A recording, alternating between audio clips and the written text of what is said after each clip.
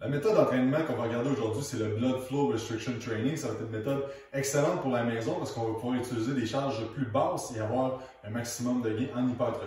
Donc, c'est une méthode qui est surtout utilisée dans le monde de la réhabilitation. C'est là que ça a été étudié en premier, mais ils se sont rendus compte qu'on avait un gain en hypertrophie plus grand quand on utilisait le Blood Flow Restriction Training qu'avec un système d'entraînement standard en haute répétition. Donc, ils ont étudié aussi en basse répétition. Ça fonctionne un petit peu moins. Mais en haute répétition, ça va fonctionner bien. Ça va amener l'hypertrophie par différents mécanismes, mais ils ne sont pas sûrs à 100% c'est quoi. Mais parmi ces mécanismes, on a l'hypoxémie qui est en fait qu'il va y avoir moins d'oxygène au niveau du muscle et ça va forcer le corps à recruter plus les fibres rapides qui, eux, ont plus de potentiel d'hypertrophie. Donc, habituellement, les fibres rapides, on va les recruter quand on va faire du pesant, quand on va faire des concentrés qui sont plus explosifs. Et là, ben, on n'a même pas besoin de faire ça grâce au manque d'oxygène, mais ça va recruter plus ces fibres-là. Et eux, ils ont plus de potentiel de grossir. Deuxième chose, ça peut être l'accumulation de métabolites aussi. Donc, on sait que l'accumulation de substrats énergétiques comme le lactate, les ions d'hydrogène aussi, ça va amener une certaine hypertrophie via le stress métabolique. Donc, encore là, via différents mécanismes qui vont arriver avec ce mécanisme-là. Donc, tout ça pour dire qu'on peut utiliser cette méthode-là, et c'est cette méthode-là qui va être utilisée dans le programme de prise de masse à la maison. Donc, comment on utilise ça?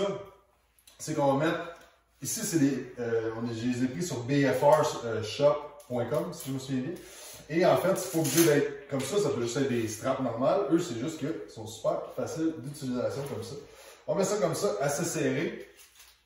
Et dans le fond, ben, tu vas mettre ça, tu vas garder ça lors de ton entraînement.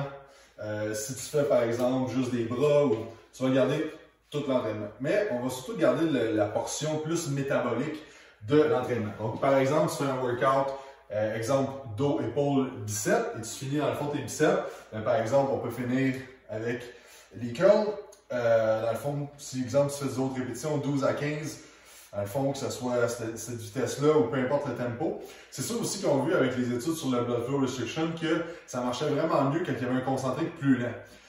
Ça fait du sens parce qu'en fait, les concentriques plus lents aussi vont aider à l'accumulation de métabolites. Donc, on va encore plus avoir un effet. Donc, tu sais, ce que je vais suggérer, c'est d'essayer peut-être un 3 secondes montée, 3 secondes descente. Ça peut être intéressant.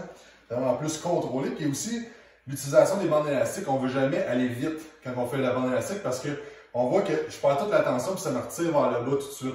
Donc, on veut vraiment aller les concentriques un petit peu plus lents. Et aussi, un protocole qui avait été étudié, c'était le protocole 30-15-15-15. Donc, c'était 30 répétitions, 30 secondes de pause, 15 répétitions, 30 secondes de pause, 15 répétitions, 30 secondes de pause, puis on y va comme ça. Donc, ça, c'est un exemple, tu pourrais alterner le curl avec des triceps push-down.